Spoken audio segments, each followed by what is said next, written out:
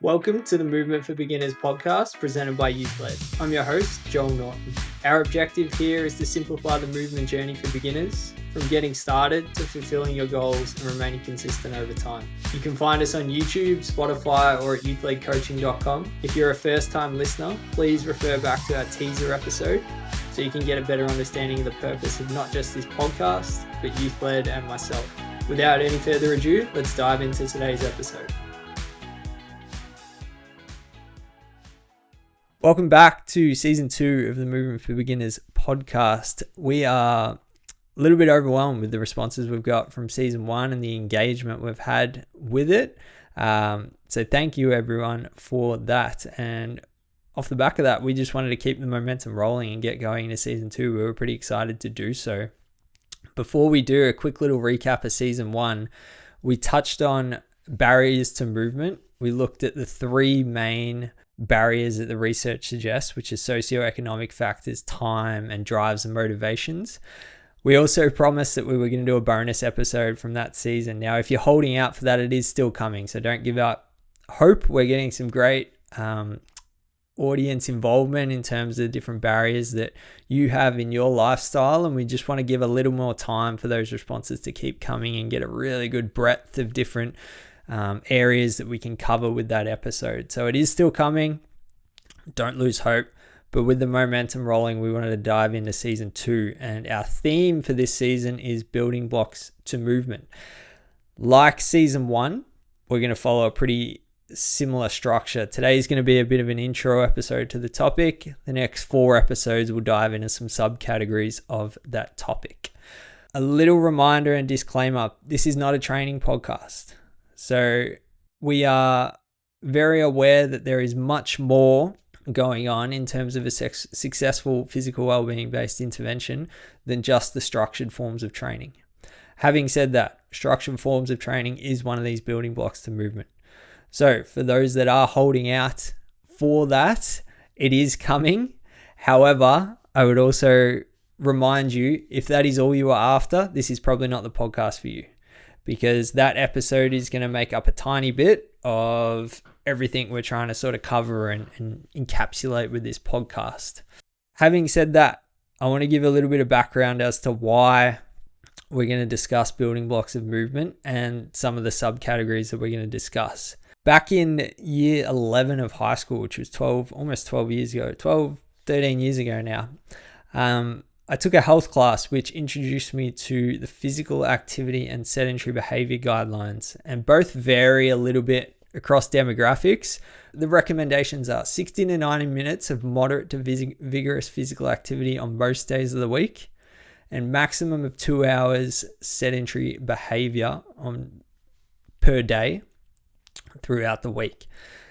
When I was introduced to that, I thought about the physical activity guidelines, and I was right into my sport at the time and played a couple of different sports, and pretty quickly realized that I exceeded those guidelines comfortably and well and truly met those. So felt great about those.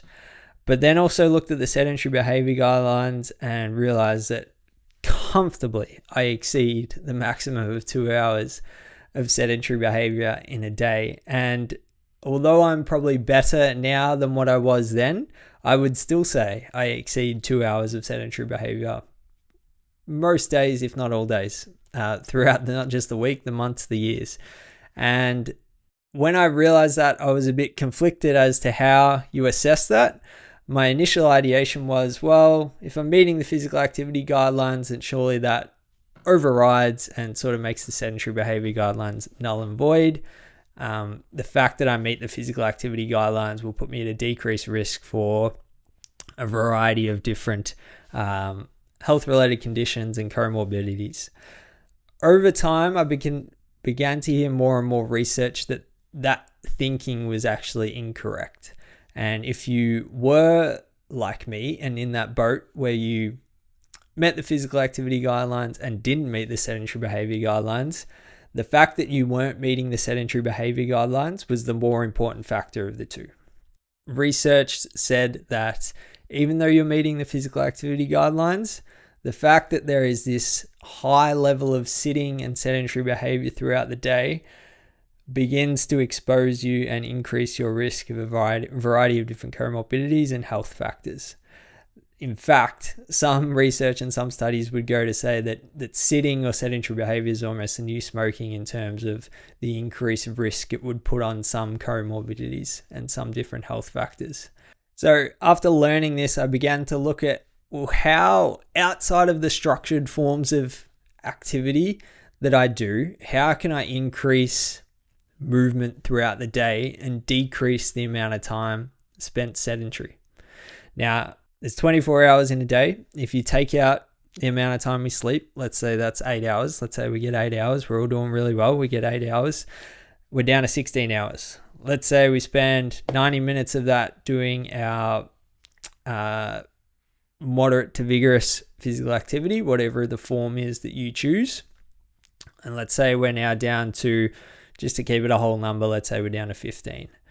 Let's say we spend 2 hours sedentary. Right? We don't exceed those sedentary behavior guidelines. We spend 2 hours sedentary.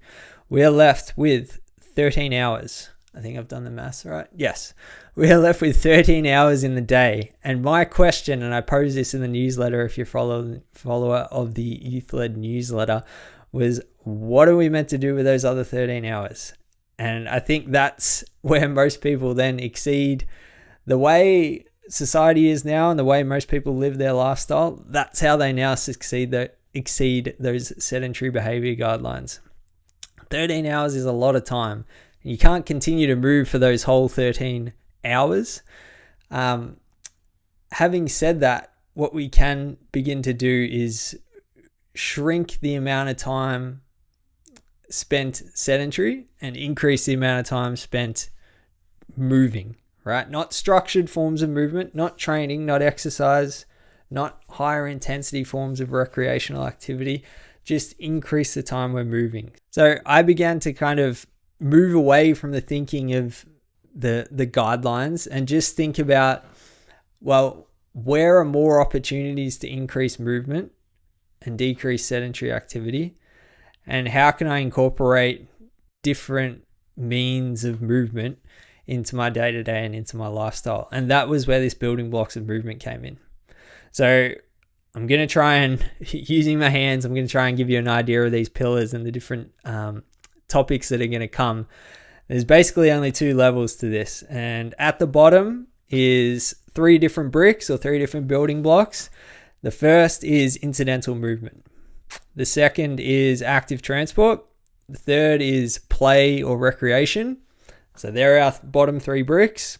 On top of that, it's structured movement. And my thinking around this building blocks of movement was that incidental movement, active transport, these play, leisure, recreation opportunities are the foundational lifestyle pieces that are going to help us increase or spend more time of that 13 hours that we were trying to fill moving as opposed to being sedentary. Okay? So remember, if just a quick recap, we said we sleep for 8 hours. Let's say there's an hour of structured activity. We spend 2 hours sedentary, 13 hours left. How are we just going to spend more of that 13 hours being moving as opposed to being sedentary? There's no way we're going to spend all 13 of those hours moving. I can guarantee we're all going to exceed that 2 hours of sedentary. Just think about the amount of time we spend sitting in a car. We've already exceeded it. So rather than thinking about meeting the guidelines, how can we just, that 13 hours, that excess 13 hours we now have in the day, how can we spend more of it moving than being sedentary? That's all we're trying to do with this season, is give you some different means and different ways of moving to increase your levels of movement during that 13 hours and complement the structured form of activity that sits on top of those bottom 3 pillars that we just discussed. That's our objective for this season. To give you a little bit of insight into the different subcategories I just mentioned, incidental movement is participating in an activity or something you need to do where movement is required, but it is in no means or way at front of mind or the objective. Really good example of this, like cleaning the house or gardening. Both are physical, laborious tasks. You're on your feet the whole time, you're moving the whole time, you're pushing things, you're moving things, you're lifting things, but your objective isn't movement. It's just to clean the house, tidy the garden, whatever it might be. But however long it takes you is another 20, 30, 40, 60 minutes of movement within your day. Okay. So now within that 13 hours, we've filled a little bit of time, right? With incidental forms of movement. Okay. Another pillar that we had down the bottom. So we had incidental forms, then we had active transport. Okay. So where in your day can you use active forms of transport as opposed to sedentary forms? Now, I am very realistic about this. If you have an hour commute to get to work, it's probably not feasible to walk or ride a bike. But where in the day, where in the week do you have accessibility to different activities where you can walk to get there, you can ride a bike to get there, you can run to get there, and all of a sudden your objective, once again, is not movement. Your objective is to get from point A to point B. But again, we've now filled some of that 13 hours with even more movement. Best example I can give with this, I have two clients, they're actually brothers, they live close to the gym they come and utilize with me for our sessions, and they've frequently started walking to get to those sessions. It's about a 15-minute walk. So if you think about, they come to me, they do their 60 minutes of structured. Now already 15-minute walk there, 15-minute walk home. They've got 30 minutes filled with active transport. The objective wasn't movement, it was to get from point A to point B, right? But we've filled 30 extra minutes of movement from that leftover 13 hours that we spoke about before. The third pillar down the bottom was our play, recreation, and leisure. Now, for some, this is easier than others, okay? For me, this isn't overly difficult. A lot of my hobbies and interests and things I find enjoyment from and stress relief from are movement-based, okay? Going for a walk, playing golf, going climbing, engaging in different just play-based sports, right? Going and shooting a basketball, going and kicking a footy. These are things I just enjoy. My objective isn't necessarily movement. It's just a stress release. It's something I enjoy. It's a challenge, but it's another form of movement that can fill up that excess 13 hours that we spoke about. As I said, for some, that's easier than others.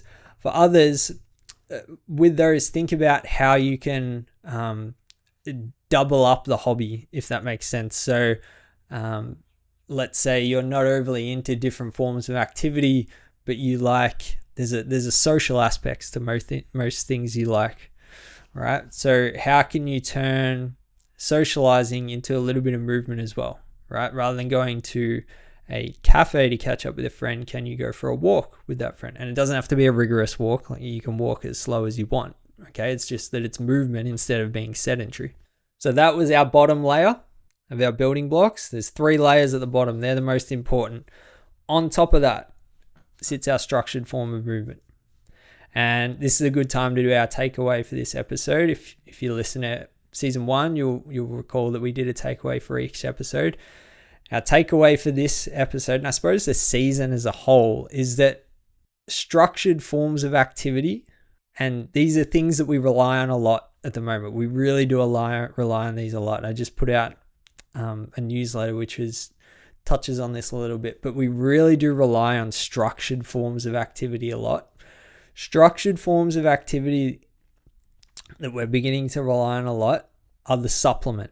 They should be thought of as the supplement, not the main meal. Okay, so if we think about from a nutrition point of view, our objective is to get majority of the macro and micronutrients that we require from our food. And then if we need a little bit of top up, we use supplementation. Okay, it's not the inverse where we don't eat and we just use supplementation. Although some people may do it that way.